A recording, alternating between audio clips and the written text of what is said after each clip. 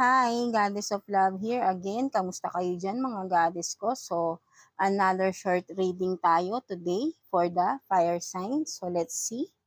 Anong message sa inyo ng inyong person in your mind? Oh, yes, on your mind, right? No, mga fire signs natin dyan. Aries, Leo, Sag. Tignan natin anong message sa inyo ng inyong person, fire signs. So, let's get 3 cards. So, yeah.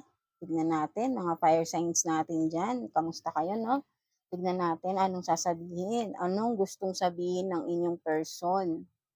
Diba? Sino man itong nasa isip niyo, mga fire signs. So, yes.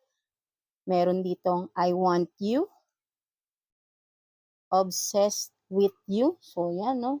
Gustong-gusto ka talaga ng tao na to, no? Fire signs, no?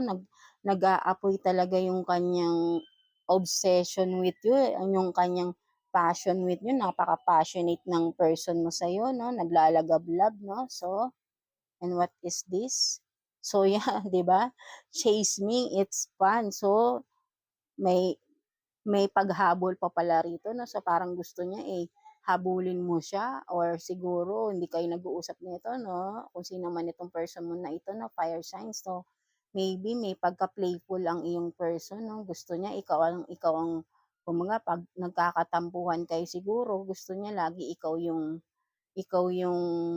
unang magre-reach out, ganyan. So, yeah. So, maybe ngayon may tampuhan kayo. So, ito, message sa'yo is, kumbaga parang sinasabi niya, mag-message ka na sa akin, chase me na, no? Kasi obsessed siya sa'yo, right? No? So, parang naiisip ka niya, mga fire signs, no? Aries, Leo, Sag, no? I want you, obsessed with you, chase me, it's fun. So, it's up to you, no? Mga fire signs natin dyan, kung i-chase mo ba ng i-chase tong tao na to na na super very obsessed, no, sa'yo, no, na gustong-gusto ka, no. I don't know kung mahal ka rin ba niya. Kayo lang makaka-relate, kayo lang nakakaalam niyan, fire signs, no. So, yeah, that's it, no.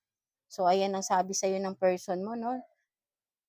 Kayo na ang bahala diyan kung maka-resonate kayo diyan. So, kung meron hindi kayo nag-uusap ngayon, so this one chase me, it's fun. So, yun, ikaw ang gusto niyang mag-pursue, ang mag-reach out. So, yeah, it's up to you kung magre-reach out ka ba sa person mo, fire sign. So, yeah, that's it. That's the message ng person mo sa'yo. So, thank you for watching mga fire signs, Aries, Leo, Sag. So, until next reading natin, and please like and subscribe sa ating channel. And yeah, thank you and God bless you all, mga fire signs natin. See you again. Thank you.